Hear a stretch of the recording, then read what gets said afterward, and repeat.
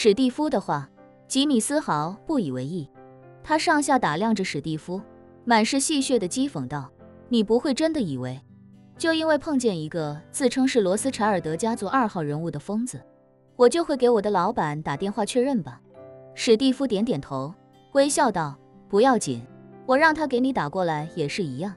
吉米听到这话，更是耻笑连连：“我有意给你一个台阶下，没想到你还上赶着往上爬。既然你自己都不给自己留余地，那我也想看一看你到底准备怎么收场。”说罢，他指了指贺远江，笑道：“正好我也想借这个机会，看一看我大嫂找的新老公到底有几斤几两。”吉米是无论如何也不能相信，一个金陵的大学教授真的会认识罗斯柴尔德家族的2把手。他基于对贺远江的判断，坚信面前的史蒂夫绝对是个假冒伪劣。毕竟在美国之外的地方，已经出现过很多起冒充罗斯柴尔德家族成员诈骗的事件了，所以他推测眼前这个人绝对是假的。而他之所以知道自己老板和罗斯柴尔德家族的关系，想必也一定是提前做过功课。骗子嘛，总是要多做些准备才能提高成功率的。而且在他看来，史蒂夫还有一个很大的 bug， 那就是他如果真是罗斯柴尔德家族的2号人物，绝对不可能一个人出现在这婚礼现场。他还从来没有见到过罗斯柴尔德家族核心层的成员，但是他曾经见过罗斯柴尔德旁系家族成员出门的排场。不夸张地说，那些旁系家族成员出门时，身边带的保镖人数甚至不亚于美国总统。所以他心里绝对，史蒂夫100%是一个骗子。既然他硬着头皮也要出这个风头，那自己就借这个机会好好戳穿他以及贺远江的虚伪。如果自己能把他和韩美琴的婚礼搅黄，就再好不过了。这样史密斯律师事务所的股权问题就不会继续复杂化。否则一旦贺远江成了韩美琴的丈夫，就算法理上把史密斯律师事务所的股权判定为韩美琴的婚前财产，可两人一旦成了夫妻，贺远江还是有很大的机会能够插手其中。史蒂夫已经很久没见到吉米这种又菜又爱玩的屌丝了，这让他有了一种高等生物发现新型低等生物的好奇感。作为罗斯柴尔德家族的继承人，他从小接触的无一例外全是这个社会各个阶层的顶尖。吉米这种人，他还真的没机会接触到。毕竟罗斯柴尔德家族豢养了那么多的精英人士，为的就是把吉米这种屌丝从他们面前彻底过滤掉。于是他饶有兴致地问吉米：“我很好奇，你这么坚定地认为我不是罗斯柴尔德家族的人，一旦我是的话，你该如何收场呢？”吉米不屑一顾地说道：“我其实是一个很谨慎的人，一件事情只要没有100%的把握，我都会慎重再慎重。但可惜的是，在我看来，你是罗斯柴尔德家族成员的可能性为0。”说罢，他不耐烦地问史蒂夫：“你在这里东拉西扯，是不是想给自己找个台阶下？不好意思，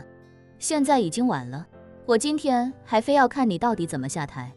史蒂夫点点头，笑道：“说实话，我还真没有你们老板的电话。”吉米一听这话，立刻大笑道：“哈哈，怎么，现在又开始给自己找理由了？你没有电话不要紧，我可以给你。接下来你还有什么借口？该不会告诉我，你在华夏行骗太久，已经不会说英语了吧？不要紧，我提醒你一下，我们老板的中文说的也很流利。过去20年，我们为很多在华夏投资的美国企业做过法律顾问，中文是我们律师事务所高级合伙人必备的语言技能。我可以把他的电话给你，你直接打电话跟他说中文。”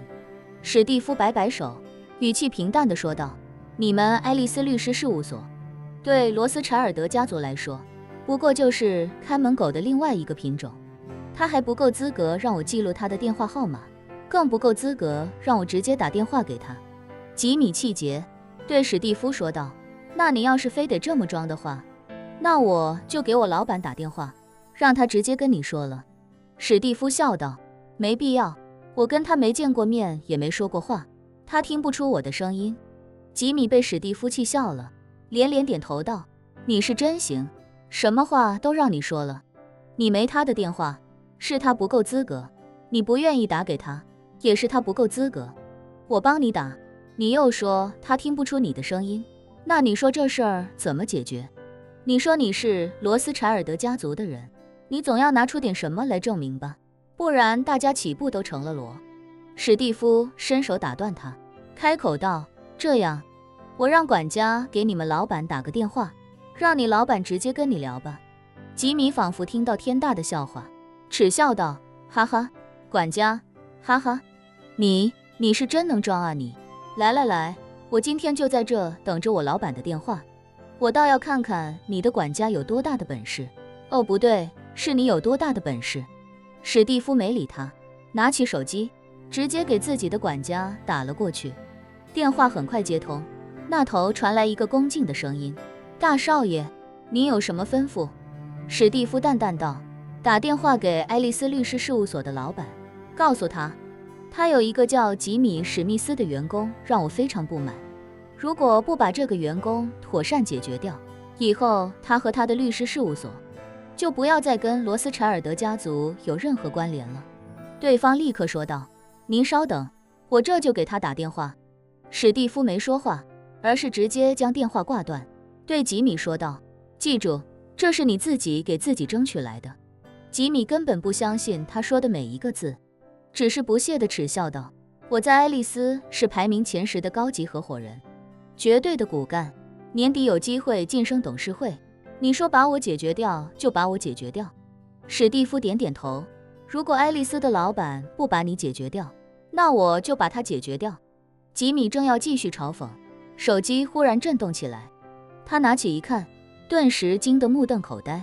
因为给他打电话的不是别人，正是他的老板。吉米看了看手机，又抬头看了看史蒂夫，心里已然有些慌乱，实在不敢确定，这到底是一个巧合，还是对方真有这个能耐。史蒂夫见他呆立当场，上看下看，手里的手机还在嗡嗡作响，便笑着提醒他道，赶紧接电话吧，你老板都着急了。